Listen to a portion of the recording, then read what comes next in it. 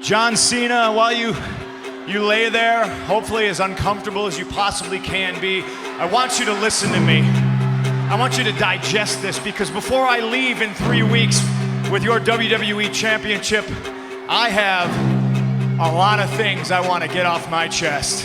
When I watch it now, I can analyze it a little bit better. When I was watching it as it happened, my jaw was on the floor. I was just thinking, this is going to be the end of this guy's career. Now I can look at it and see what he was trying to accomplish, how he went about it, and how cutting edge it was at the time.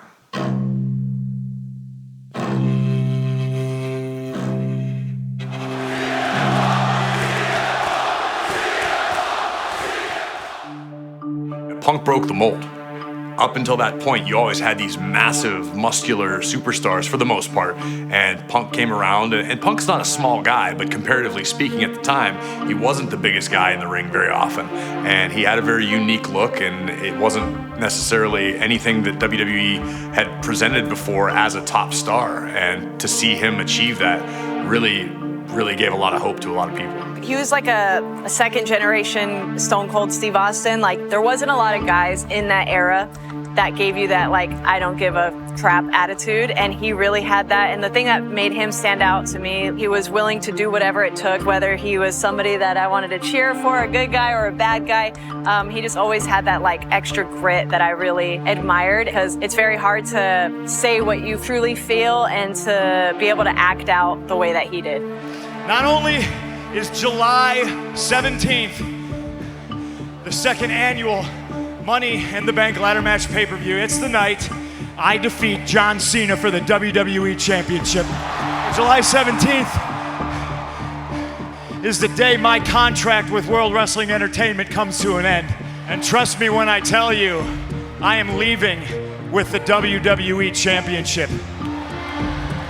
It was a really weird time in WWE when it came to CM Punk. I had known, Punk for a long time. We'd become really close. And I could feel the fact that there was discourse. Punk wasn't happy with his role in the company anymore. There were many versions, obviously, over the years of why that was. I think the pipe bomb promo in particular, but that entire summer, CM Punk introduced a different level of reality to our business. We always talk about the best pro wrestling, the best sports entertainment is when the lines of reality and fiction are blurred. Punk added an entirely new dimension. He was acknowledging things that to that point had never been acknowledged on WWE programming, and really opened up what we now know with the internet and the independence, and really kind of broke the business as a whole wide open, because he acknowledged things that up until that point you never heard spoken of on TV.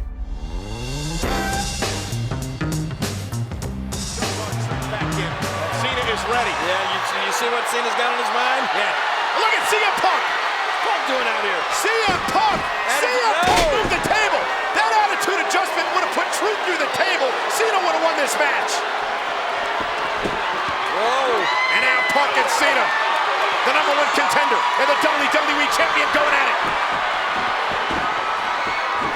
Oh, look out here. And look at Truth. Truth puts Cena through a table. Thanks to CM Punk getting involved. There's really no business out here other than the fact that he don't care what he does right now, I don't think.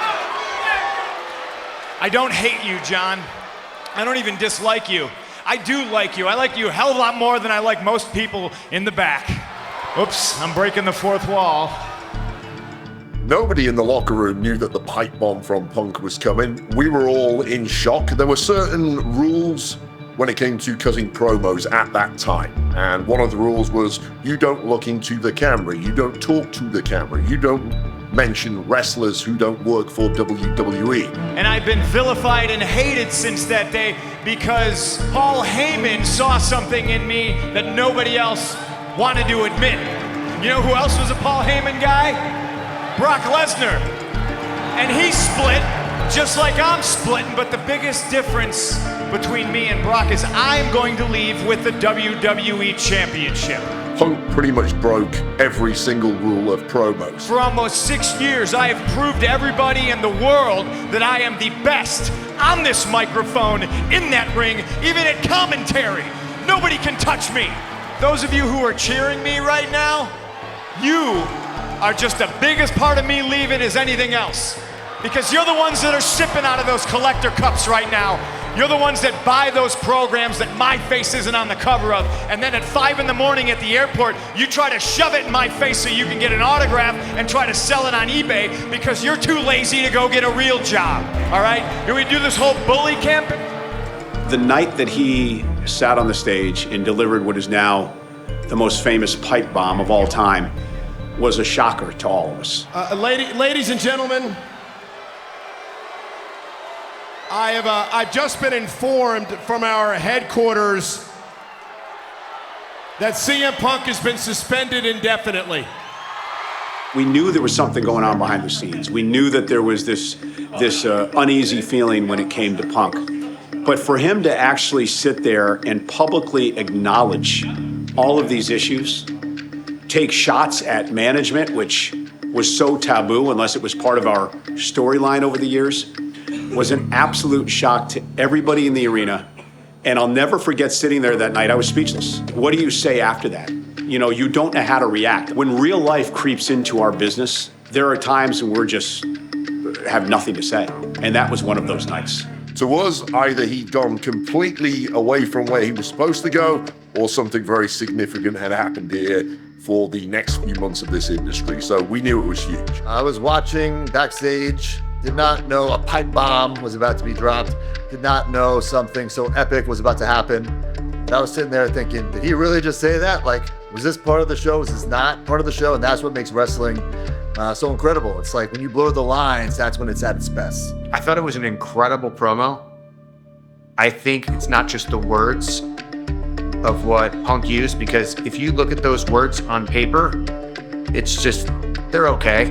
But the way Punk said the words, reacted to the words, and generated the words, made it a pipe bomb. The way he was feeling at the time, because I remember Punk backstage, and he was not a happy person. Whether he was on top, in the middle, wherever he was, whether on the card or not, he was not a happy person. And so he used all of that energy and all that feeling and all that anger, and obviously he made one of the greatest promos, most talked about promos in the history of WWE. To create the kind of drama that is unique, such as the Nexus attack or the Punk pipe bomb promo, is absolutely huge for any performer. We spend our entire careers trying to make magic happen. And part of the problem is, in wrestling, fans have seen everything so many times. It's really hard to do something new and shocking. So when it does happen, it's absolutely massive and gives anyone's career a massive boost. It was one of those things where it made you really question a lot of things. It made you question how far we're allowed to take things sometimes, you know, like where's the line? It felt very personal. I felt like I was watching something that I wasn't supposed to be watching. It just felt like a love letter to himself, his past self, and you could tell that something special was happening when it was happening. I remember sitting at home watching it, and as it unfolded, as well as I'd known Punk at the time, I was shocked. I couldn't take my eyes off the screen, and at the same time, I'm thinking, one of my closest friends is about to get fired. This can't be happening. I cannot believe he's doing this right now. And I sent him a text message afterward, and I want to say he didn't even respond. It was that level of dedication to that moment that made it feel so real, because it was rooted in truth. It wasn't just fiction versus reality. It was like, what part of the story is he being truthful and is he not? You know, he's going after the authorities. So like a lot of those lines was like, oh my God, was he supposed to say that? Are they upset back there that he said that? I feel like I was always drawn more to the villains because I feel like they just have more depth. I didn't see them as bad guys, but I saw them as people that were misunderstood. He just did everything he possibly could to show everybody why he should be the guy, even though he wasn't the chosen one. The audience was so behind Punk, and he forced WWE to use him in that top guy role. And at the same time, I was trying to get WWE to use me in a role that I thought I deserved and I'd earned. So it was great to see Punk, the voice of the voiceless, but fighting for people backstage and the fans in the audience. All you want to do is take this and walk out. The reason I say I'm gonna take that and walk out is because I don't fit a certain mold. Because I am the underdog, and that's exactly what you've lost sight of. Say goodbye to the WWE title. Say goodbye to John Cena. And say goodbye to CM Punk. The night in Chicago at Money in the Bank was very, very unique in the annals of WWE. We would learn that CM Punk only had 1 day left on his contract. So that added intrigue to the entire situation. What would happen if Punk did the unthinkable and he beat John Cena and he left the company with the championship? What would that do to WWE as a whole? How would that change the landscape of how we do business? What precedent would that set for the rest of the superstars in the locker room?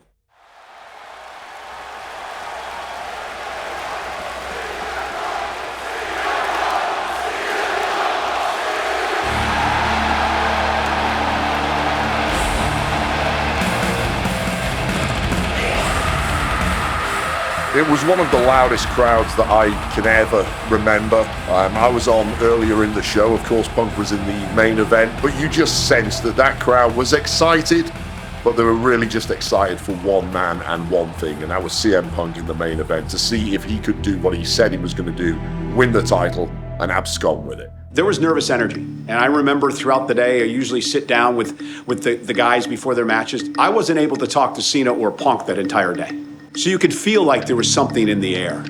Obviously, we're in Chicago, CM Punk's hometown. If something crazy was going to happen, it was going to happen there. And the fact that Punk was so beloved by that community made it such a hostile environment for Cena, which a lot of us weren't accustomed to, because John was the guy. And everywhere he went in the world, he was cheered for the most part. And it was an away game for John. And John did what he could. But at the end of the day, Punk shocked all of us. It was unpredictable. It was emotional. As much as I wasn't like, as a kid, a huge fan of John Cena, because he was just the good guy. At the same time, you felt bad for him because he wasn't trying to take a shortcut. He was like, no, keep CM Punk here. Like, let's have the match. Don't fire him. Let's have the match.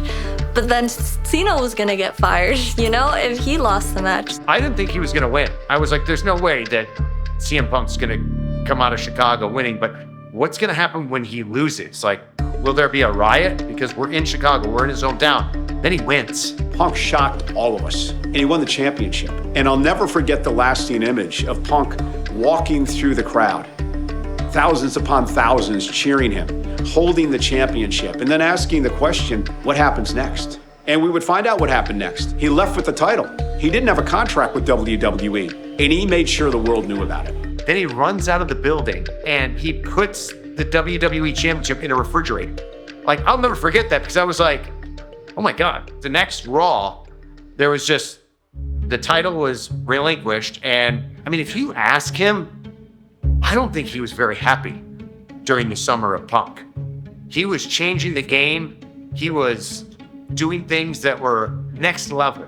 I think he was fighting, and he was doing his absolute best to put forth the best he possibly could, but things weren't necessarily going his way. And at that time, in that period, a lot of people, things weren't going their way. But it just goes to show that summer of Punk really transformed him from a main event to a legend. And the reason being I say that is because he said, I quit, I'm done with this. I'm done with doing this way. And what happens? They chant his name. The fans chant his name every single week. It was like every week they were just chanting CM Punk before the show would start. Sometimes during my matches or during someone else's matches, you'd hear CM Punk chant. Punk wasn't there. That's what he created in that summer of Punk, in my opinion. Even 15 years later, CM Punk's pipe bomb still sticks in the memory because it was so jarring, so shocking, and the fact that we're still talking about a promo 15 years later tells you how significant it was. There have been thousands of promos since then. None of them have captured the imagination of the fan base or indeed the locker room quite as much as the pipe bomb did. When Punk won that title from Cena, that solidified him as a top guy. Like, he had been the world champ before, but he was never at the top. And this cemented CM Punk as a top guy. That moment made history, and that made him, whether he came back or not, that's what we would remember the most about him. But I think it opened a lot of doors to a lot of guys to be willing to stand up for themselves. Being able to work with CM Punk now, and the way I looked at him as a fan is very different. Somebody coming up, watching him, and he has such a great mind for this business. He has such a great mind he knows his worth, and that is hard to realize when you're in the moment, which he did. In 2011, he knew his worth, and he really bet on himself in that promo and that pipe bomb. So like knowing him now personally, really, he's like a real life hero. Like he went through all of that. He did that pipe bomb. He felt it in his heart. He meant every single word. And then looking back, 10, 15 years later, he main evented WrestleMania. Like that is, if that hadn't had happened, I don't know if the main event of WrestleMania would have happened, one of the greatest WrestleManias of all time. But I think I learned more from him now, looking back at that and how far he came from that pipe bomb. I think CM Punk made an undeniable impact on not just WWE, but sports entertainment in general, professional wrestling in general, with his actions of that summer. Many people applauded what Punk did. They applauded him being the rebel. They applauded him standing up to what many had described as the evil empire of WWE. For many years, a lot of the wrestlers believed they weren't given a fair shake. And CM Punk took it upon himself to stand up for them, to stand up for the little guy, to stand up for the common man, to stand up for the rest of the locker room. And I think a lot of people applauded that. I think on the flip side of things, there was a anger from a lot of us within WWE who had dedicated our lives to this and spent many, many years doing this, working for the current administration, whether or not status quo or not, we still had a loyalty to them. And I think there were a lot of us that didn't accept what Punk did, especially leaving with our championship and not having a contract and knowing he didn't have a deal and knowing what he was going to do when he won the title. I think that all rubbed us the wrong way. I think the 15 years after that, until Punk would return to WWE, a lot of us, myself included, who were real close with him, and then that relationship deteriorated. When he came back, a lot of us had to bury the hatchet, which we did. And at the end of the day, when I look back on this now, a lot of the bitterness that I have has gone away, because I think in many ways, Punk really helped the health of our business.